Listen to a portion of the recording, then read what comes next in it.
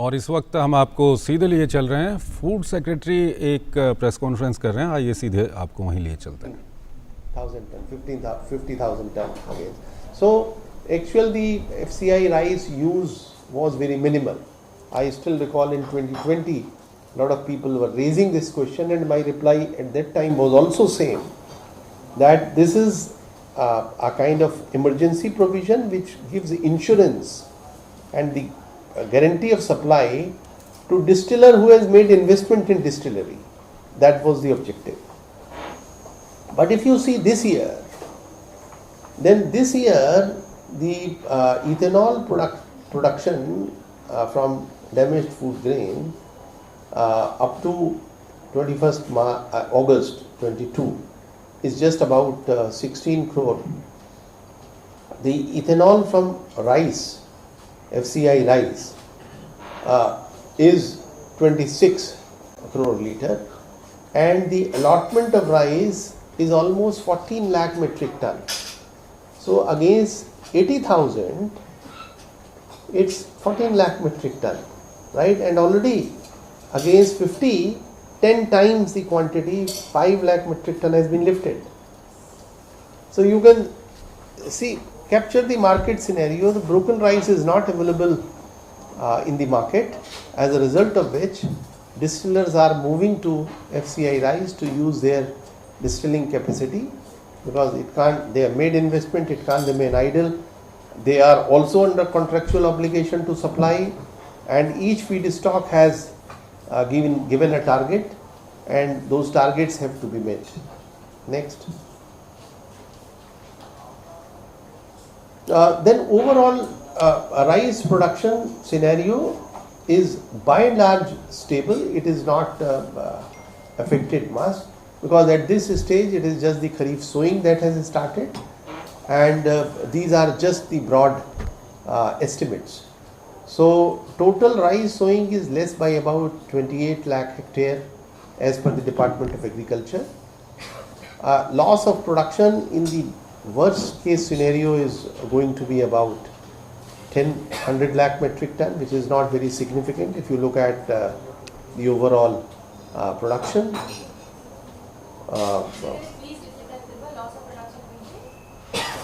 It's written there, 10 million, 100 lakh metric ton. This is all estimated, because the sowing has just ended, and if the yield is good in some areas, actually this can get compensated also. So these, at the moment, this is the first estimate. You will get at various stages various estimates. So still, if you read the last line, which is important, India is still surplus in rice, because last year we exported about 212 lakh metric ton, right? And this year our export so far has been 72 lakh metric ton. So still there is almost 150 lakh metric ton gap available. So from that point of view, India is still a surplus in rice production. Next. So broken rice, what is the rationale? This is the question perhaps you would be raising. So I have already explained. This is just summary of all that points that has been given. That in the domestic market, if you ask any poultry feed, a cattle feed person, broken rice is not available. Because if they buy it at that price, then the poultry prices and the other animal product prices will go up. Because contribution of the poultry feed is about 60% of as cost of input to poultry and cattle. So the prices will get pushed. Export share has gone up from almost 1% to 23%. As I said, overall broken rice export has also gone 3 times. And 21-22, the broken rice now it has gone to export is almost 21 lakh metric ton from last year's corresponding figure of 15 lakh metric ton. So growth even now is very high. Next. So therefore in the last column we have written that for the time being broken rice export has been stopped, and a transition period has been given, and it is in the DGFT's order, it's very clearly mentioned.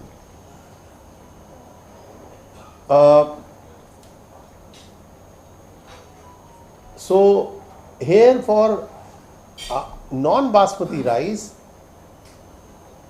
which excludes basmati, of course, and also the parboiled, you have seen the export growth and trend, and the difference in the international price is high and Indian price is low, so there would be a tendency for this rice to go abroad, and which will also, this will be inflation pull factor will push the prices in the domestic market also up.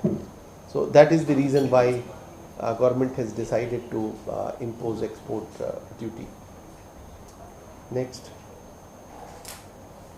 So non-basmati parboiled rice, as I explained to you, that it is last year, the growth year before last 61 to 74 lakh metric ton, and therefore it has not been touched, and it goes for human consumption, it goes to vulnerable countries which are dependent, so this export has not been regulated. Likewise, the basmati rice export has also not been regulated. Its growth is stagnant, it's not any exponential growth there. So this is all from my side. I am sure now it leaves with no question. I have another meeting in Niti Aayog because it is so well explained in the slides. Sir एक बार हिंदी में खाली बता दें जो फैसला लिया गया उसके पीछे आपने बहुत आसान सा word abnormal, so you are saying the rise of exports is abnormal. देखिए ब्रोकन राइस में बिल्कुल आप देखिए 50,000 टन से 4 साल में ये जिस तरह से बढ़ा है, तो वो ग्रोथ जो है वो बहुत एबनॉर्मल है. उसका शेयर भी 1% से बढ़ के 23% राइस एक्सपोर्ट में बढ़ गया, वो भी एबनॉर्मल है. और जो डोमेस्टिक अवेलेबिलिटी है उसकी ख़त्म हो गई है. डोमेस्टिक अवेलेबिलिटी नहीं है, ना आपको पोल्ट्री फीड के लिए अवेलेबल है, ना आपको इथेनॉल प्रोग्राम के लिए अवेलेबल है. ये सारे फैक्टर्स जो हैं ये वजह है. चावल की बुआई के लिए आपने जो एक सेकंड चावल की बुआई के लिए आपने जो आंकड़े दिए वो हिंदी में सर बता दें. चावल की बुआई के आंकड़े एग्रीकल्चर डिपार्टमेंट के आंकड़े हैं. मैंने यहाँ पर सिर्फ कॉन्टेक्स्ट सेटिंग के लिए आप लोगों को एक पर्सपेक्टिव देने के लिए उन आंकड़ों को इस्तेमाल किया है. अदरवाइज ये एग्रीकल्चर की वेबसाइट के ऊपर वो अवेलेबल है. 35 लाख हेक्टेयर 38 लाख हेक्टेयर के करीब. कितना कम होने का अनुमान? देखिए ये बहुत अर्ली स्टेज है, क्योंकि ईल्ड चूँकि कुछ एरियाज में आज इस बार आपने बारिश अगर देखी है तो बारिश ज़्यादा भी हुई है, स्कैटर्ड हुई है, कहीं पर कम हुई है तो कहीं पर ज़्यादा भी हुई है. तो एग्रीकल्चर डिपार्टमेंट का कहना है कि जो बारिश का ट्रेंड है उसको देखते हुए मेट्रोलॉजी डिपार्टमेंट ने भी प्रेजेंटेशन की थी, वो उनका ये भी कहना है कि कई एरियाज में ईल्ड अच्छी होगी. तो जहाँ कहीं पर ईल्ड कम हुई है और कुछ जगहों पर जहाँ पर बारिश अच्छी हुई है, ज़्यादा एरिया है वो, तो ईल्ड बढ़ेगी तो हो सकता है कि प्रोडक्शन लॉस एंड में ना हो. अभी तो ये खाली बिल्कुल स्टेटिस्टिकल फिगर है कि इतना एरिया इतनी ईल्ड, इसके बेसिस पे मैक्सिमम 100 लाख टन का उन्होंने अनुमान लगाया है पूरे साल का, खरीफ सीजन का. आपने कहा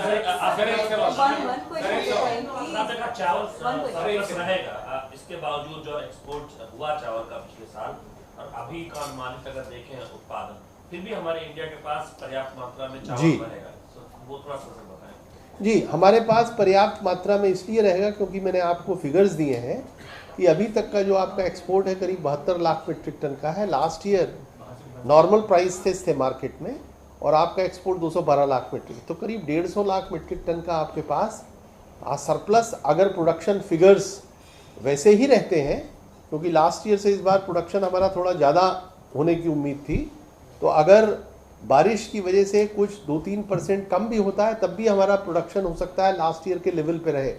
उस सिचुएशन में हमारे पास अवेलेबिलिटी जो है वो राइस की सफिशिएंट होगी डोमेस्टिक कंजम्पशन के लिए. गेहूं में जो आशंका जताई गई थी, चावल में वो ऐसी स्थिति नहीं आने वाली है अगले 1-2 साल. आपको मैंने सारे फैक्ट्स एंड फिगर्स दिखाए हैं जो बिल्कुल क्लियरली इस्टेब्लिश करते हैं कि उस तरह की स्थिति नहीं है. लेकिन ब्रोकन राइस में जो स्थिति थी उसको डील करने के लिए ये फैसला लिया गया है। सर जो राइस में ड्यूटी लगाया है sir 20% on white rice, brown rice, apart from except parboiled and basmati. What we are told that some 20 lakh tons that have been contracted and yet to be shipped. So what is the fate of that 20 lakh tons, sir? देखिए fate government duty तो immediate effect से लागू हो गई है, तो fate तो बिल्कुल जो खरीदार है, आपने ये कोई भारत के लिए नहीं है, बहुत से देशों में जो भी ड्यूटी लगती है तो ड्यूटी तो इमीडिएट इफेक्ट से लगती है। सेलर्स एंड बायर्स अपने कॉन्ट्रैक्ट्स को रीनिगोशिएट करते हैं, कभी कभी ड्यूटीज कम भी होती हैं, तब भी सेलर्स एंड बायर्स जो है अपने कॉन्ट्रैक्ट्स को रीनिगोशिएट करते हैं, तो ये तो नॉर्मल प्रक्रिया है। पहले से कॉन्ट्रैक्ट हुआ, you saying that you know the duty is actually effective basically. तो मैं नहीं कह रहा हूँ, ये नोटिफिकेशन कह रहा है, कल रात से वो ड्यूटी लागू है। डिफाइन कैसे करेंगे?